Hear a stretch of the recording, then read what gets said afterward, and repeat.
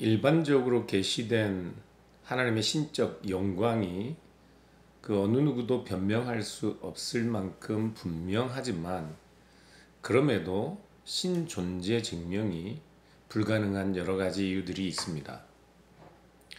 첫 번째는 대부분의 사람들이 만족할 만큼 증명될 수 있는 종교적 믿음의 형태는 없기 때문에 그렇습니다.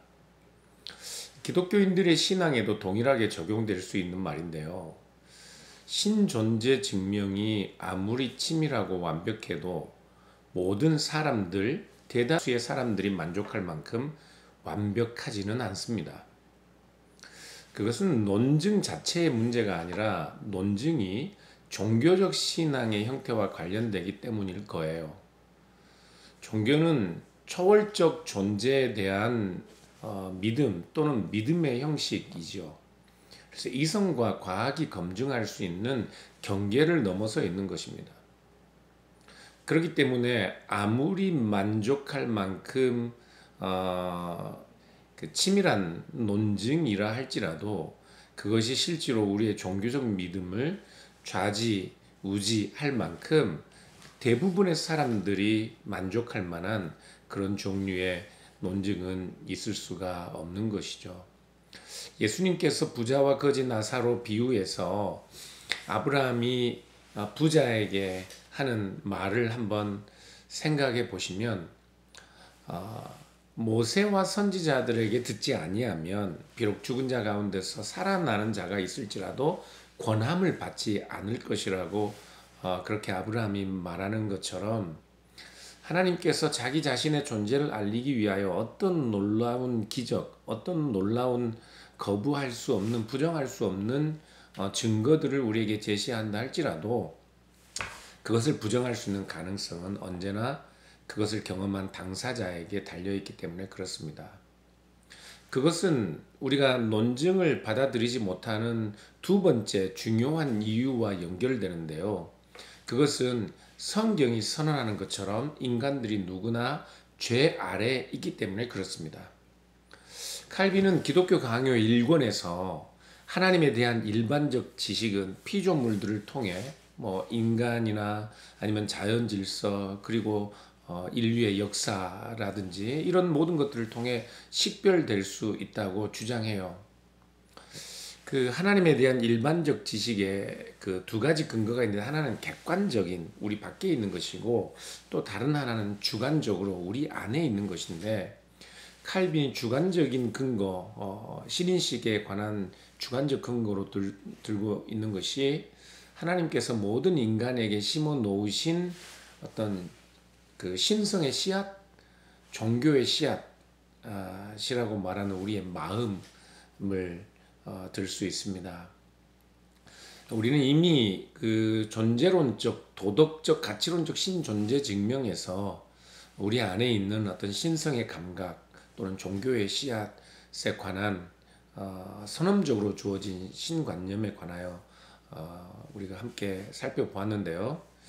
그것은 마치 하나님에 대한 어떤 감각이 인간의 마음속에 선언적으로, 본성적으로 주어져 있는 것과 같은 것이었죠. 그러나 인간들은 비록 우리 마음속에 어떤 신성에 관한 그 감각, 종교의 씨앗이 있다 할지라도 이미 죄 아래에 있기 때문에 하나님을 일반적으로 아는 것만으로는 하나님의 본성, 그분의 성품, 또한 그분이 우리를 향한 그분의 목적을 완전하게 이해할 수 없습니다. 그래서 인간의 마음과 또 우리의 밖에 객관적 근거로서 신인식에 관한 어떤 그런 내용들이 그 증거들이 넘쳐남에도 불구하고, 인간의 마음은 또한 끊임없이 우상들을 만들어내는 공장과 같아서 신존재에 대한 보편적인 인식이 존재하는, 하지만 그럼에도 불구하고 신에 대한 왜곡된 관념 또한 보편적인 현상인 것처럼, 신존재에 대한 증명은 우리가 이미 하나님과 신과의 관계가 단절되어 있고 죄 아래에 있기 때문에 그 자체로 논증이 불가능한 것이죠. 칼빈은 그래서 특별 계시가 필요하다고 강조하고 있습니다. 우리는 본성상 우리 안에 신에 대한 감각이 있음에도 불구하고 그 신을 찾으려고 노력하지 않아요. 그래서 분명해 보이는 신적 존재의 증거라도 사람들은 그것을 진지하게 받아들이지 않는 경우가 많습니다.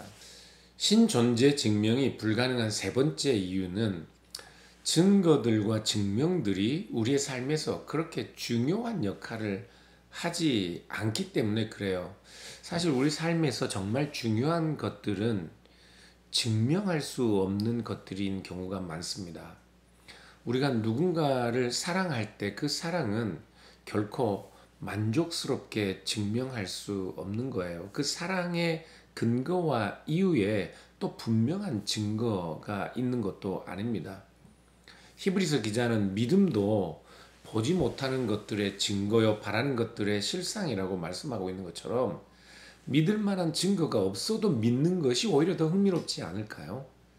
저 사람에게 기대할 만한 것이 없고 믿을 만한 것이 없어도 오히려 그를 믿어주는 것이 훨씬 더 가치 있고 흥미진진하지 않나요? 확실한 증거와 어떤 증명이 있을 경우에만 믿는다면 그 믿음 자체는 별로 매력이 없을 거예요. 믿음은 이성에 의해 증명된 것이라기보다는 오히려 증명할 수 없는 것에 대한 도전적이고 도발적인 사고의 전환과 같아요. 마치 계시가 그런 것처럼 말이죠. 네 번째, 현상학적 관점에서 보자면 믿음의 내용에 대한 절대적인 증거가 없이 믿어도 그것이 크게 문제되지 않는 경우가 많습니다. 실제로 우리가 진리라고 믿는 것들에 대해서도 그 기원이나 근거에 대한 어떤 증거를 가지고 있지 못한 경우가 많습니다. 그럴 경우에도 그것이 전혀 문제되지 않아요. 그러니까 나의 어머니가 진짜 내 어머니고 내 아버지가 내 아버지, 진짜 내 아버지라는 것을 확인하기 위해 DNA 검사를 할 필요는 없어요. 우리가 철이 들자 말자 머리카락을 뽑아서 이 랩에 달려가서 DNA 검사를 하지 않아도 내 어머니, 내 아버지에 대한 그 사랑이나 그 신뢰에 대하여 그 어느 누구도 문제 삼지 않습니다. 신에 관한 믿음도 이성적인 증명이나 신 존재에 관한 확실한 증거가 없어도 내가 하나님을 믿는 내적인 어떤 외적인 그런 상황들, 내적인 어떤 그 반성들 그런 것들이 검증할 수 없고 확실한 증거로 내세울 수 없는 것들이 우리에게는 너무나도 확실한 증거처럼 되어서 그 결과로 믿음을 갖게 될 수 있기 때문에 객관적 증거와 논증이 없어도 우리의 믿음이 문제되지 않는 경우가 많지요. 그래서 우리의 믿음은 논증이나 증거의 확실성 때문이 아니라 그것을 믿게 된 내적, 외적 상황들이 더 중요할 수 있습니다. 실제로 신존재 증명을 시도하였던 중세 안셀무스나 토마스 아퀴나스 같은 신학자들도 신존재 증명을 우리의 믿음을 얻는 수단으로 이해하지 않았어요. 예. 그들은 오히려 하나님을 이 세상과 연결시키기 위한 수단으로 이성을 사용하였지 이성을 통해서 우리의 믿음을 얻기 위해 신존재 증명을 시도한 것은 아니었던 거예요. 신존재 증명이 불가능한 다섯 번째 이유는 우리가 객관적으로 몇 가지 논증들, 이성적인 증명들을 진짜 그렇다고 받아들인다 할지라도 오히려 그런 경우에는 그런 논증들이 전제하고 있는 세계관들이 더 심각한 문제를 제기할 수 있고 우리의 믿음과 또한 우리의 삶이 지향하고 있는 가치, 우리가 가지고 있는 세계관들과 더 심각한 충돌 또는 모순을 일으킬 수 있기 때문에 그런 논증들을 받아들일 수 없는 경우가 훨씬 더 많습니다. 예를 들어 우주론적 신존재 증명은 인과론적 그런 자연주의를 기반으로 하고 있기 때문에 우리가 살아가는 이 세상은 모든 것들 모든 운동이 인과관계 안에 있기 때문에 결국은 이 세계를 하나의 닫힌 세계로 규정하고 있어요.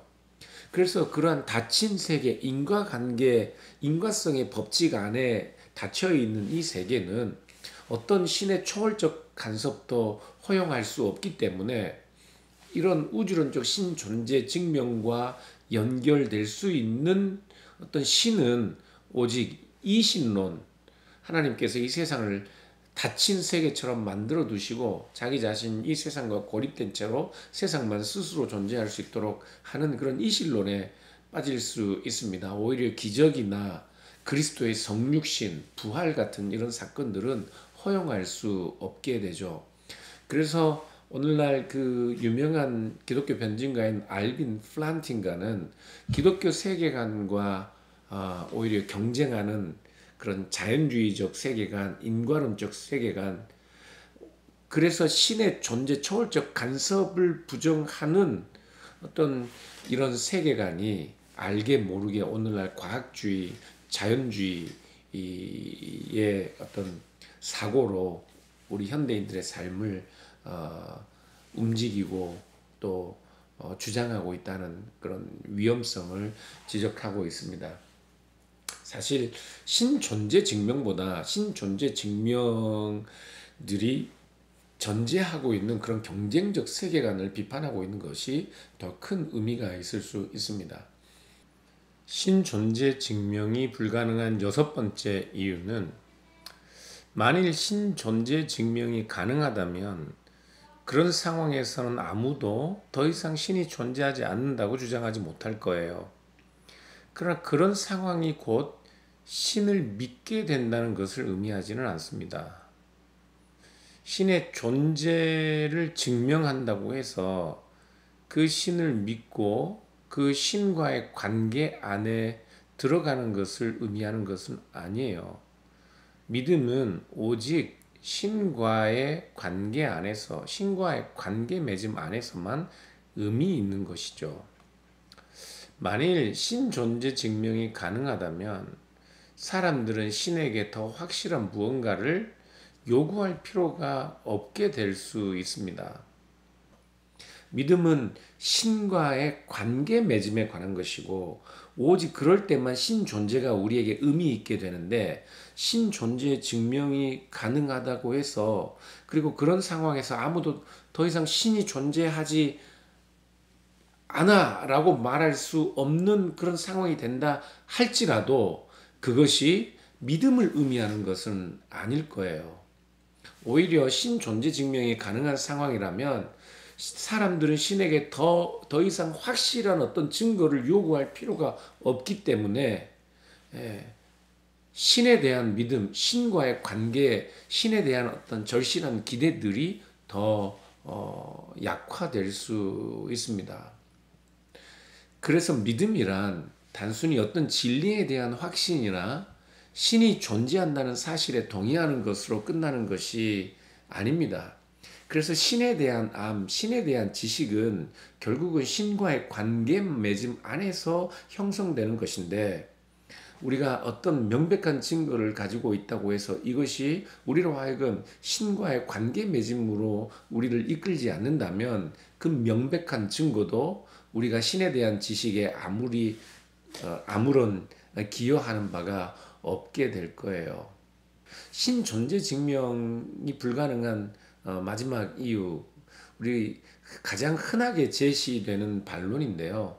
과연 우리가 신의 존재를 확신한다 할지라도 신이 존재한다는 증거를 얻는다 할지라도 그 신이 과연 우리가 믿는 여호와 하나님이 그 신인지 아니면 다른 모든 이단들, 다른 종교들, 다른 사이비 종교들이 주장하는 신이 정말 진짜 신인지를 증명할 또 다른 증명이 필요하기 때문에 신존재 증명 자체가 불가능하게 되는 것이죠.